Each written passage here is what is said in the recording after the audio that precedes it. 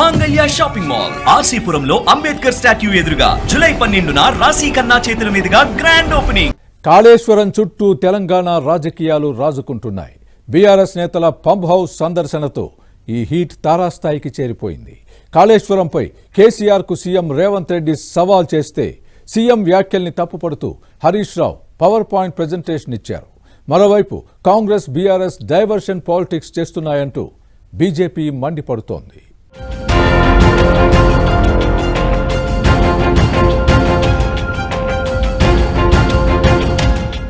Tea politics లో Kaleshwaram issue కాకరేపుతోంది. Godavari నుంచి లక్షల క్యూసెక్కుల నీళ్లు సముద్రంలో కలిసిపోవడంపై అధికార విపక్ష పార్టీల మధ్య మాటల యుద్ధం జరుగుతోంది. కన్నెపల్లి పంప్ హౌస్ లో మోటార్లను ఆన్ చేసి ప్రాజెక్టులోకి నీరు వదలాలని బీఆర్ఎస్ డిమాండ్ చేస్తోంది. ప్రాజెక్టు భద్రతా కారణాల దృష్ట్యా మోటార్లు ఆన్ చేయడం అసాధ్యమని కాంగ్రెస్ ధీటైన కౌంటర్ ఇస్తోంది. గత ఆదివారం కన్నెపల్లి పంప్ హౌస్ ను కేటీఆర్ బీఆర్ఎస్ నేతలు సందర్శించడంతో ఈ వేడి తారాస్థాయికి చేరింది.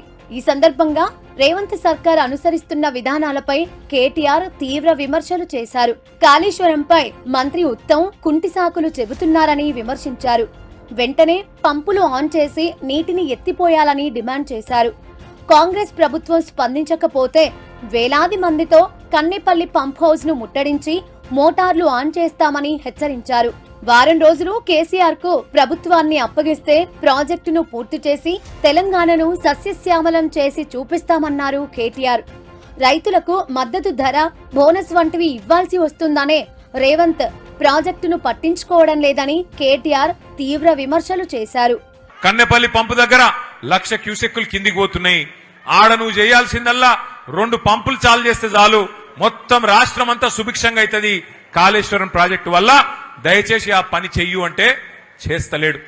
ఎందుకంటే ఆయనకు తెలుసు, ముఖ్యమంత్రి గారికి ఆయనకు తెలుసు, నీళ్ళు ఇచ్చినావనుకో యూరియా ఇయ్యాలి, మరి యూరియా ఇస్తే పంట వండుతుంది, పంట వండితే మరి మళ్ళీ పంటలు కొనాలి, పంట కొంటే మద్దతు ధర ఇయ్యాలి, మద్దతు ధర ఇస్తే మళ్ళా బోనస్ ఇయ్యాలి.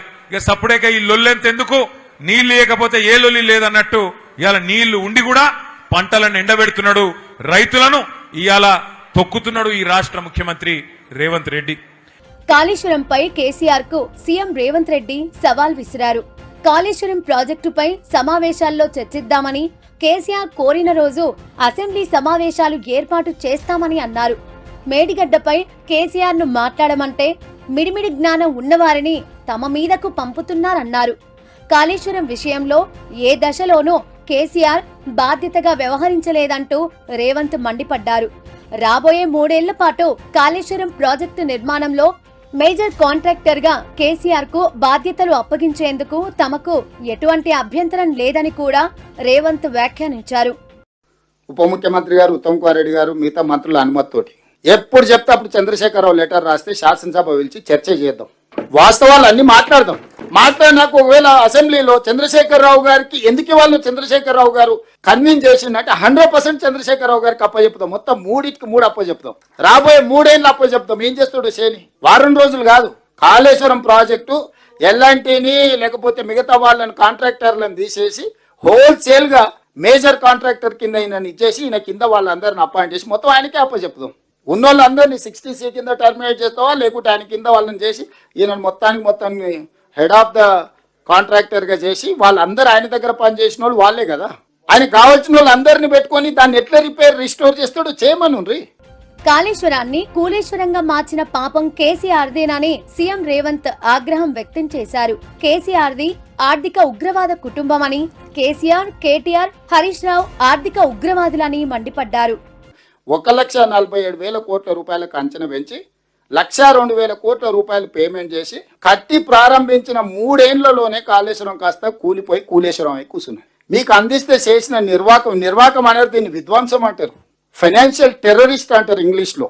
ఆర్థిక ఉగ్రవాది, ఉగ్రవాదం రకరకాలుగా ఉంటుంది, కానీ ఆర్థిక ఉగ్రవాద కుటుంబం కేసీఆర్ కుటుంబం. కేసీఆర్, కేటీఆర్, హరీష్ ఆర్థిక ఉగ్రవాదులు. తెలంగాణ యొక్క ఆర్థిక మూలాలను దోపిడీ చేయడమే కాకుండా విధ్వంసం చేసిండ్రు. దీనికి ప్రజా కోర్టులో మొదటి విడతగా ఒక తీర్పు ఇచ్చిండ్రు, 2వ విడతగా గుండుసున్న చేసిండ్రు, 3వ విడతగా ఇంకా చేయాల్సింది ముందుంది. సో ఈ మొత్తం అప్పుడే ఆ నేరాలన్నిటి మాఫ్ అయిపోయినట్టు అప్పుడప్పుడు 15 ఆగస్టుకు 26 జనవరికి నేరగాళ్లకు తీవ్రమైన నేరాలు చేసిన వాళ్ళకు కూడా అప్పుడప్పుడు క్షమాభిక్ష పెడుతుంటాం వానికి మార్పు వచ్చిందేమని. వీళ్ళు మారేటోళ్ళు కాదు. సీఎం రేవంత్ వ్యాఖ్యలపై హరీష్ రావు ఆగ్రహం వ్యక్తం చేశారు. సీఎం వ్యాఖ్యలను తప్పుబడుతూ Harish Rao power point presentation ఇచ్చారు. 3 నెలల పాటు తనకు నీటిపారుదల శాఖ మంత్రిగా అవకాశం ఇస్తే నీళ్లు పారించి చూపిస్తామన్నారు. కన్నెపల్లి మోటార్లు ఆన్ చేసి ఎల్లంపల్లికి నీళ్లు తెచ్చి చూపిస్తానంటూ హరీష్ సవాల్ చేశారు. ఒకవేళ నీళ్లు రాకపోతే రాజకీయాల నుంచే తాను శాశ్వతంగా తప్పుకుంటానని తన సవాల్కు రేవంత్ సర్కార్ సిద్ధమా అంటూ హరీష్ రావు వ్యాఖ్యానించారు. నిన్ను పెద్ద గుమాస్తా చేస్తా, పెద్ద కాంట్రాక్టర్ల మీద నిన్ను కాంట్రాక్టర్ చేస్తా, నువ్వు గట్టు. ఇదా నువ్వు కేసీఆర్తో గురించి మాట్లాడేది? ఇది నీ విజ్ఞతనా? నేను సవాల్ వేస్తున్నా, ఒక్క 3 నెలలు నీటిపారుదల శాఖ మంత్రి నాకు జీతం వద్దు, కారు వద్దు, ప్యూన్ వద్దు, ఫ్యాన్ వద్దు. కారు, ఫ్యూను, జీతం, ఫ్యాను ఏమొద్దు. 3 నెలలు ఎట్లా నీళ్లు రావో మేము చేసి చూపిస్తాం, నీళ్లు బారిచ్చి చూపిస్తాం. పదవి నేను కొత్తగా చేస్తలేను, 13 ఏళ్ళు చేసిన మంత్రిగా. నాకు కొత్తగా ఏదో పదవి అవసరము లేదు, పదవి కోసము కాదు. నువ్వు సవాల్ విసిరినవు కనుక మాట్లాడుతున్నా. 1-2 నెలలు 3 నెలలు ఈ కన్నెపల్లి మోటార్లు ఆన్ చేస్తాం, బరాబ్బర్ ఎల్లంపల్లికి నీళ్లు తెస్తాం. ఒకవేళ నీళ్లు లేకపోతే శాశ్వతంగా రాజకీయాల నుంచి నేను తప్పుకుంటా. I will leave politics. Are you ready? Harish Rao వ్యాఖ్యల్ని ప్రభుత్వ విప్ ఆది శ్రీనివాస్ తప్పుపట్టారు. అబద్దాలను మోస్తూ కన్నెపల్లి పంప్ హౌస్ ను ఆన్ చేయమని హరీష్ రావు చెబుతున్నాడంటూ ఆగ్రహం వ్యక్తం చేశారు. 2014 నుంచి 5 ఏళ్ల పాటు ఇరిగేషన్ మంత్రిగా చేసిన కేసీఆర్ ఎందుకు పక్కన పెట్టాల్సి వచ్చిందో చెప్పాలని డిమాండ్ చేశారు. ఆ శాఖలో అక్రమ వసూళ్లకు పరిమితమయ్యాడనే కారణంతోనే ఆయనను పక్కకు పెట్టారంటూ ఆది శ్రీనివాస్ ఆరోపించారు. హరీష్ రావు గారైతే పూర్తి అబద్ధాలను మోస్తూ కన్నెపల్లి దగ్గర పంప్ హౌస్ను వెంటనే ఆన్ చేయండి అనేటువంటి మాట మొన్న కేటీఆర్ అంటే ఆయనకు తోడుగా ఈయనే నాకు 3 మాసాలు ఇరిగేషన్ శాఖ మార్చులకు ఇస్తే నీళ్లు తెచ్చి చూపిస్తా అంటున్నాడు. నీ పనితనం 2014 నుంచి 5 సంవత్సరాలు మైనర్ ఇరిగేషన్ శాఖ మార్చులు ఉన్నది స్వయంగా మీ మామ చూసి 2వ విడత మంత్రివర్గంలో నీకు ఏ శాఖను కూడా మంత్రికి ఇవ్వకుండా పక్కన కూర్చుండబెట్టి నిజం కాదా అంటున్నా. మరోవైపు అధికార కాంగ్రెస్, విపక్ష బీఆర్ఎస్ పార్టీలపై బీజేపీ రాష్ట్ర అధ్యక్షుడు రామచంద్రరావు అసహనం వ్యక్తం చేశారు. కాంగ్రెస్, బీఆర్ఎస్ డైవర్షన్ పాలిటిక్స్ చేస్తున్నాయని, ధరణిలో బీఆర్ఎస్, భూభారతిలో కాంగ్రెస్ అవినీతికి పాల్పడ్డాయని ఆరోపించారు.